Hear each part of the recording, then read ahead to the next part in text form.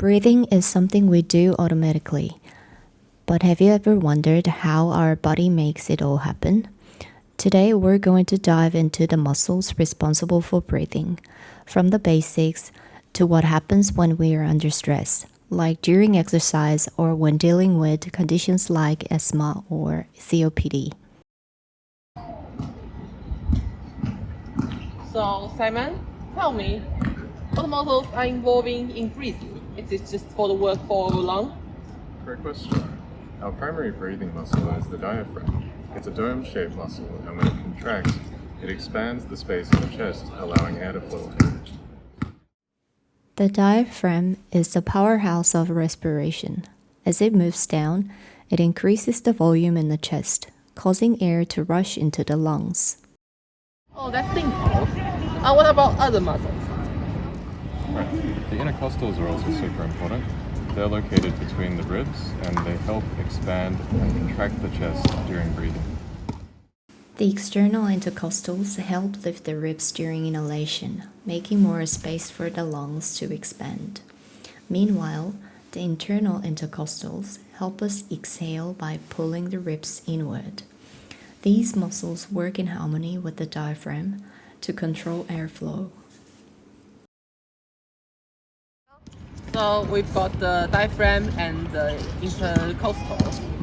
But what will happen if we need more air?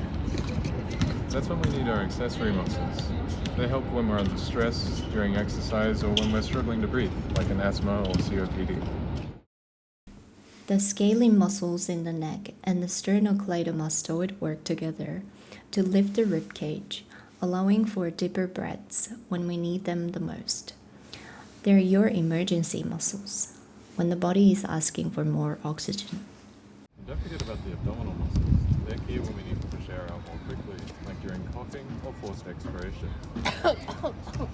The abdominals push against the diaphragm to help force air out, especially important during intense breathing efforts. So when we're working out, will these accessory muscles really kick in? Exactly.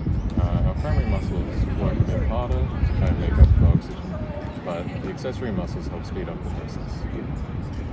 Increased physical activity demands a greater volume of air, so the body recruits accessory muscles to enhance the efficiency of breathing. This allows you to take in more air and get the oxygen you need for your muscles. What about people with asthma or COPD? How do these affect their breathing? In conditions like asthma or COPD, the airways are constricted, so it becomes harder to push air out. People with these conditions generally have to use their accessory muscles a lot more to try and keep up. Let's start with asthma. In asthma, the airways become inflamed and overly sensitive. During an attack, the smooth muscle around the airways contracts. Mucus production increases and the airways narrow, making it especially difficult to exhale. This is why people with asthma often wheeze or feel tight in the chest. Treatment usually involves bronchodilators like puffers, which help relax the airway muscles, and anti-inflammatory medications to reduce swelling.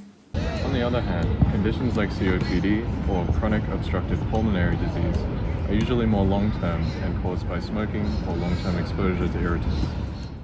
In COPD, the walls between air sacs in the lungs can break down, and the airways become floppy and clogged with mucus. The elasticity of the lungs is lost, so it becomes really hard to exhale fully. This leaves air trapped inside, and over time, the diaphragm weakens because it's constantly flattened. There is no cure for COPD, but symptoms can be managed with medications, oxygen therapy, and pulmonary rehabilitation. In both asthma and COPD, the body compensates by heavily relying on the accessory muscles just to breathe. It's fascinating that our body has such a backup system in place. Absolutely. From the diaphragm and the intercostals to the accessory muscles, our body has a whole team of muscles working together to ensure we get the air we need, even in stressful situations. In summary, breathing is a complex process that involves primary and accessory muscles.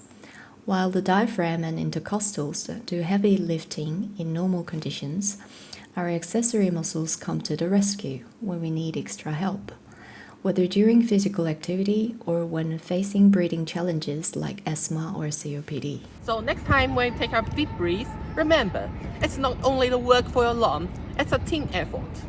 And if you're ever in a stressful situation, remember that your body's got your back with all those muscles to help you breathe. Thanks for watching. Breathe easy and take care of those muscles. They're more important than you think.